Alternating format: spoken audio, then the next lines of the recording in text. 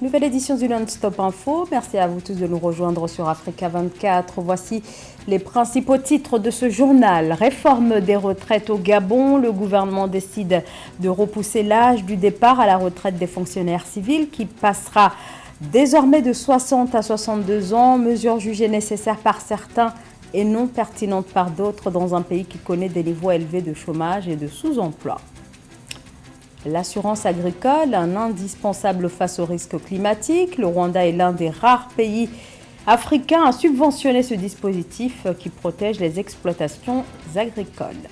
Du sport avec la suite du championnat camerounais de basketball, compétition marquée par la victoire écrasante du FAP Basketball sur le Nix Basketball Academy lors de la 3e journée. Des hauts fonctionnaires du Burkina Faso, du Mali et du Niger ont lancé ce lundi des travaux destinés à formaliser l'élargissement des objectifs de l'Alliance des États du Sahel. Le Niger, le Mali et le Burkina Faso, 3 pays aujourd'hui dirigés par des régimes militaires, composent cette alliance créée en septembre 2023 et qui entend s'imposer comme une architecture de défense commune en cas d'agression de l'une des parties prenantes. Cette rencontre se tient avant une réunion des ministres de l'AES qui s'ouvre ce jeudi. Explication Tchekomar Kamara. En prélude à la réunion des ministres de l'Alliance des États du Sahel, AES, prévue le 15 février 2024, Ouagadougou, la capitale du Burkina Faso, abrite depuis le 12 février 2024 une réunion des hauts responsables des pays membres de l'Alliance des États du Sahel. Pendant 3 jours, des experts venus du Burkina Faso, du Mali et du Niger échangeront sur les documents relatifs à la mise en œuvre de l'Alliance des États du Sahel, AES. Cette rencontre fait suite à la réunion des ministres des Affaires étrangères de l'Alliance des États du Sahel à Bamako les 30 novembre et 1er décembre 2023. Réunion qui a permis de jeter les fondamentaux de l'architecture institutionnelle de l'AES et recommander la création d'une confédération. L'objectif immédiat étant de formuler les modalités de création d'une confédération des États du Sahel telle que recommandée par la déclaration issue de la première réunion des ministres des Affaires étrangères de l'AES.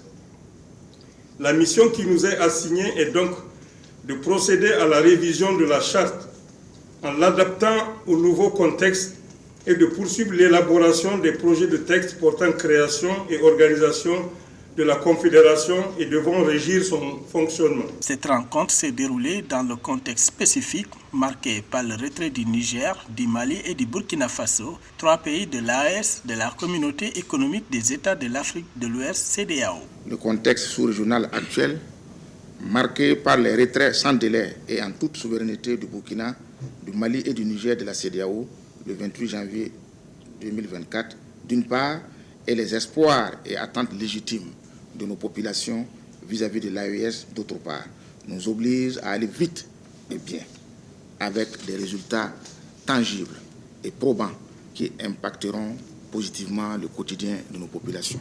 Pour rappel, le Burkina Faso, le Mali et le Niger ont créé l'Alliance des États du Sahel, AES, le 16 septembre 2023. L'accord signé à la suite d'un coup d'État du 26 juillet 2023 au Niger, contre lequel la CEDEAO menaçait d'intervenir militairement, vise à contrer d'éventuelles menaces de rébellion armée ou d'agression extérieure dans les 3 États de l'Alliance. L'âge légal de départ à la retraite des fonctionnaires civils passe de 60 à 62 ans au Gabon. La décision a été actée en Conseil des ministres. Dans un pays où le chômage touche près de 40% des jeunes, cette augmentation de la durée de cotisation suscite beaucoup d'inquiétudes, notamment chez les jeunes diplômés au chômage qui fustigent cette décision car les postes vont désormais être occupés beaucoup plus longtemps par leurs aînés. Samantha Saberou, Sabobanga. Au Gabon, le gouvernement a décidé de repousser l'âge du départ de la retraite des fonctionnaires civils de 60 à 62 ans. Le Conseil des ministres du gouvernement de transition du 7 février 2024 a entériné cette décision. Ce changement s'inscrit dans le cadre de l'arrimage des pensions au nouveau système de rémunération et dont la mise en œuvre est prévue à la fin du premier trimestre 2024. Quand on regarde la question de l'augmentation de l'âge, c'est déjà exceptionnel qu'en Afrique, les gens aient 60 ans de moyenne d'âge à la retraite. Dans beaucoup de fonctions publiques, c'est largement au-dessus de ça. Mais à partir du moment où l'espérance de vie est à 66 ans, on peut encore comprendre qu'on passe à 62. Si la décision des autorités gabonaises ravit nombre de fonctionnaires en service, elle est reçue de façon mitigée par les jeunes diplômés sans emploi. Ces derniers estiment qu'une hausse de l'âge de la retraite est en leur défaveur car les postes seront libérés tardivement. Au Gabon, le taux de chômage des jeunes est estimé à 40% selon les données officielles. Je crois qu'il y a un sérieux problème de contrat social. Il est bon que le gouvernement se donne les moyens de pouvoir travailler sur la qualité de la santé pour repousser au-delà de 70 ans l'espérance de vie. Ce serait un contrat plus sain et plus éthique vis-à-vis des retraités en leur disant, même si vous allez à la retraite à 62 ans, ce n'est pas en 4 ans en moyenne que vous allez mourir et arrêter de bénéficier de votre cotisation, mais c'est au moins 8 ans ou plus. Je crois qu'il y a un travail à faire, aussi bien à l'égard des travailleurs de l'État, mais également à l'égard des jeunes qui ne regardent que l'État pour être en mesure de considérer leur carrière professionnelle. Cette décision intervient plus de 12 ans après la dernière modification statut général de la fonction publique limitant le départ à la retraite à 60 ans. Toutefois, en raison du caractère particulier de certaines activités, cette limite d'âge pouvait, selon le cas, être ramenée à 55 ans ou portée à 65 ans. La hausse de l'âge de la retraite constitue un engagement financier supplémentaire de 16 milliards de francs CFA pour la révalorisation des retraites intérieures à août 2015. Le Parlement de la transition devrait dans les prochains jours adopter cette hausse de 2 ans de l'âge de la retraite. Bolaji Agbede, nommée directrice générale par intérim du conseil d'administration du groupe financier nigérian Access Holdings, annonce faite ce 12 février. Cette nomination intervient moins d'une semaine après le décès dans un crash d'hélicoptère aux États-Unis du PDG du groupe Herbert Wingwe, dont la disparition a entraîné une baisse brutale de l'action du groupe, un véritable séisme dans les milieux d'affaires. C'est ainsi que face aux inquiétudes des actionnaires, Bolaji Agbede arrive à la tête de l'établissement. Elle qui a entre autres occupé le poste de directrice des ressources humaines ou encore celui de directrice exécutive, fondatrice de la banque chargée de l'appui aux entreprises au sein d'Access Holdings, groupe que l'on retrouve actuellement dans une douzaine de pays. Access Bank, la plus grande banque du Nigeria en termes d'actifs. L'assurance agricole, véritable talon d'Achille des politiques agricoles en Afrique, alors que les agriculteurs sont de plus en plus confrontés aux défis croissants des changements climatiques. Ces assurances sont pourtant nécessaires face aux risques climatiques, mais pour l'heure, dans la plupart des pays africains, ces assurances ne sont pas subventionnées, excepté dans quelques pays comme le Rwanda. Reportage de notre correspondant Frater Ndachia Isenga. Pour la énième fois, Welars Habumuremyi et Laetitia Murorunwere constatent les dégâts des dernières inondations sur le maïs planté dans le marais de Bahimba au nord du Rwanda. Il est président de la coopérative des agriculteurs dans ce marais et il en est la secrétaire. La vie de plus de 2500 membres de la coopérative et leurs familles dépend des récoltes provenant de ce marais sévèrement frappé par les effets du changement climatique, comme la plupart des régions agricoles du Rwanda. Cette partie de nos cultures de maïs a souffert de plusieurs intempéries cette saison. D'abord, ça a été des inondations à 2 reprises et ensuite de la gel qui a vraiment empiré les choses. Voyez vous-même comment les tiges de maïs se sont courbées. Et puis, même si on a l'impression qu'il y a quelque chose à l'intérieur de l'épi, il n'y a rien comme vous pouvez le constater. Avec ça, on ne peut même pas atteindre 10 kg de maïs récolté sur 100 mètres carrés, alors que normalement, on y récolte 60 kg. Heureusement pour ces agriculteurs, l'assurance va payer la partie de leur investissement qui a été endommagé. Cela fait 4 ans qu'ils ont souscrit à une politique d'assurance agricole et depuis lors, les choses vont mieux qu'avant, mais ils veulent plus. Les derniers cas de catastrophes naturelles qui ont frappé le pays nous ont fait penser à plusieurs façons d'innover dans les produits que nous proposons à nos clients. Quelques produits étaient déjà là et il faut juste sensibiliser les gens et changer d'approche pour protéger nos clients des conséquences du changement climatique qui sont bien réelles, malheureusement.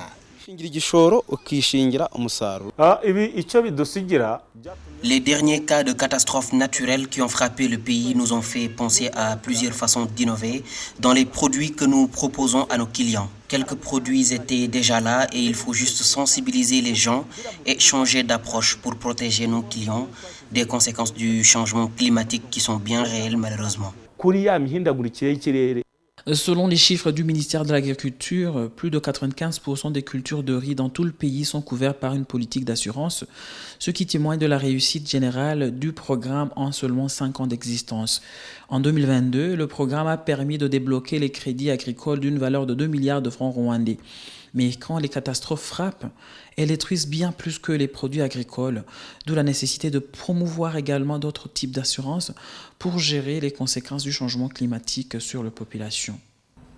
4 rencontres étaient au programme de la 3e journée du championnat senior de basketball du Cameroun. C'était le 11 février dernier. Chez les dames, FAP Basket faisait face à l'Onyx Basketball Academy, tandis que l'Overdose et la Skip s'affrontaient dans la deuxième rencontre. On fait le point dans ce reportage de Séverin Douqueux. Technique et maîtrise de jeu auront fait la différence dans cette rencontre de levée de rideau de la 3e journée du championnat senior de basketball du Cameroun, opposant Onyx Basketball Academy à FAP Basketball Dames. Si les premières ont fait preuve de volonté et d'engagement, malgré un effectif entièrement rajeuni, elles se sont faites laminer par une équipe bien plus capée et structurée, tant physiquement que techniquement. Alors que Onyx enchaîne avec des ratés successifs, chez FAP, c'est des réussites avec des suites des paniers à 2 et 3 points. Nous avons commencé le match sur des mauvaises bases, nous avons du mal à nous retrouver dès le début du match et c'est vrai que quand on commence ce genre de match avec ce genre d'attitude, au fur et à mesure que le match avance, le moral de l'équipe et tout. Donc au fur et à mesure que le match a évolué, on a eu à observer nos erreurs, on s'est dit on peut faire mieux et on espère que les matchs prochains nous pourront aller plus loin. FAP a dominé la rencontre de bout en bout, ce qui n'est pas surprenant vu le roster de FAP. C'est vrai que l'équipe a été rajeunie à moitié, mais elle a une bonne moitié composée de joueuses très expérimentées, dont certaines qui sont même des joueuses qui sont déjà produites à l'international. Donc le score pour moi n'est pas surprenant. Maintenant, Onyx, c'est une équipe qui est renouvelée à, disons, 99%. Un effectif très jeune qui doit encore faire ses classes et apprendre pour jouer à ce niveau-là. Dans l'autre rencontre de la journée chez les dames, Overdose affrontait AS-Skip. L'équipe de Overdose se montre plus offensive et réaliste en prenant d'emblée plus de 15 points d'avance sur son adversaire à la première mi-temps. Une avance que Eline Leila et ses coéquipières ne vont jamais rattraper. AS-Skip pêche par un trop de fautes, mais surtout une maladresse dans les tirs avec seulement 41% de réussite. Sur 16 lancers francs, elles n'auront réussi que 7 paniers. Un détail que le coach Ndji Alfred compte prendre en compte pour obtenir de meilleures performances lors des prochaines échéances. Les leçons que nous retenons, c'est quoi? C'est déjà que l'entrée de match est très importante. Lorsque vous faites une entame de match avec vos 2 meilleures joueuses qui se retrouvent à 3 fautes en moins de 2 minutes, forcément, elles prennent un coup. Vous voyez, c'est au dernier quart-temps qu'elles essaient de jouer parce qu'après 3 fautes, vous n'arrivez plus à jouer, vous ne voulez plus défendre, vous voulez prendre des rebonds. Et l'adversaire profite pour vous faire payer cash. Onyx, champion de la saison 2023, veut réitérer l'exploit. L'équipe devra redoubler d'ardeur pour atteindre cet objectif. L'heure est toujours à la fête pour la Côte d'Ivoire. Ce lundi, des milliers de personnes se sont réunies à Abidjan pour accueillir les éléphants qui ont remporté dimanche la finale de la CAN face au Nigeria. Après un parcours très surprenant, une aventure pleine de surprises lors de cette compétition qui est restée jusqu'au bout, le miracle de la Côte d'Ivoire. Reportage, Joseph Moifo qui était dans l'une des fan zones le jour de la finale. Regardez. Au village CAN de l'Agora de Koumassi, l'ambiance était au rendez-vous à l'occasion de la finale Nigeria-Côte d'Ivoire. Les supporters des éléphants sont passés par toutes les émotions. Tristesse après le premier but nigérien à la 38e minute. Sérénité retrouvée suite à l'égalisation de Franck Kessié à la 62e minute. Et euphorie au but de la victoire de Sébastien Haller à la 81e minute. On vient de très loin, vraiment nous sommes très émus et nous sommes contents pour la qualification et la coupe. Frère, on vient de loin, des morts, on est ressuscité le 3e jour et on remporte le trophée. On ne peut rien, mais on est champion chez nous. C'est chez nous, on a remporté. Les gens 4-0, franchement, on n'y croyait plus. Mais Dieu qui est là-haut s'est souvenu de nous. S'est souvenu de l'humiliation qu'on a vécue et aujourd'hui nous donne la victoire. Merci au Seigneur. Merci la Côte d'Ivoire, on est fiers. Les milliers de supporters réunis à la fan zone de l'Agora de Koumassi n'ont pas caché leur joie d'accueillir ce grand festival du football africain sur le sol ivoirien. Nous sommes fiers de notre équipe nationale et cette coupe vient de renforcer la cohésion nationale et l'unité. Nous sommes un peuple, nous avons une histoire commune, nous avons un avenir commun, nous avons des projets communs et nous venons de le démontrer. Les supporters gardent de bons souvenirs de la CAN de l'hospitalité, car pour la plupart, la Côte d'Ivoire a tenu sa promesse d'organiser la plus belle CAN de l'histoire et a remporté le trophée de la 34e édition. Le public se dit comblé.